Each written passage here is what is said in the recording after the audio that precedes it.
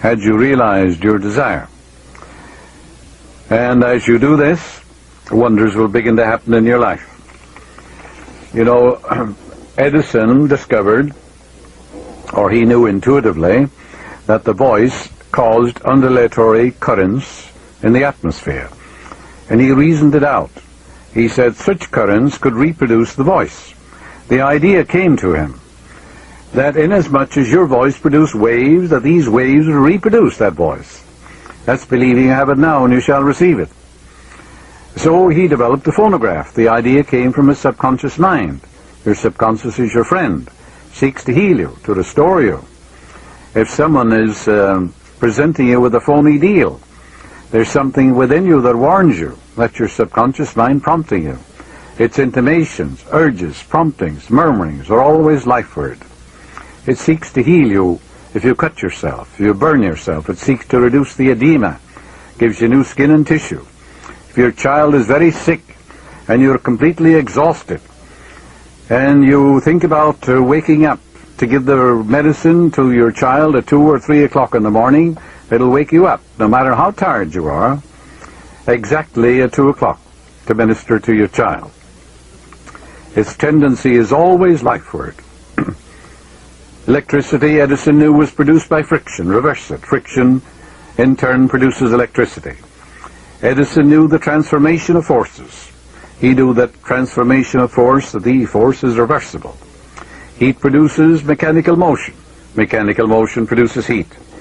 Cause and effect, action and reaction. These are cosmic and universal. Pray believing that you already possess what you pray for. Yes, it will come to pass. This is the law of inverse transformation. For example, if the sale of your home brought a certain amount of joy, satisfaction, elation into your mental atmosphere, then the a feeling that would be yours if you realized it would also produce that. In other words, that feeling or that mental state captured in your imagination and feeling must produce the sale of the home.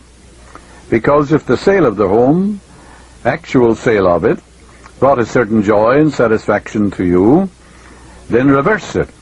Capture the feeling, the mood that would be yours if you sold it, by imagining the check in your hand, giving thanks for it, depositing it in the bank, doing the things you would do were your home sold, all in your mind or your imagination, and then that attitude of mind will produce it. Awaken within yourself the feeling that would be yours if you now realized your desire, and that feeling will produce it. A young boy, a Malay boy, who wanted to go to a certain college, had difficulty, and was rejected. And I said to him, you understand this law of inverse transformation? How would you feel if they accepted you now? You went in to see this man who rejected you and said, well, we've changed our mind. We've looked over your qualifications and you are accepted. He said, I'd feel happy. I'd call up my dad. I'd feel wonderful. Well, I said, as you go to sleep at night, feel that I'm congratulating on your acceptance and your marvelous success in the college. Imagine you're also talking to your dad and telling him you've been accepted. And you're going in there now in your own mind. And this man is saying, well, you're accepted. It's wonderful. All right, you can capture that feeling, that in your imagination, that inner mood. And he did that, and he was accepted.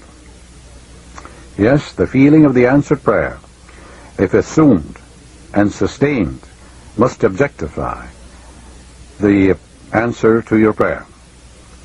So that's the meaning. If he calleth things that be not as though they were, and the unseen become seen.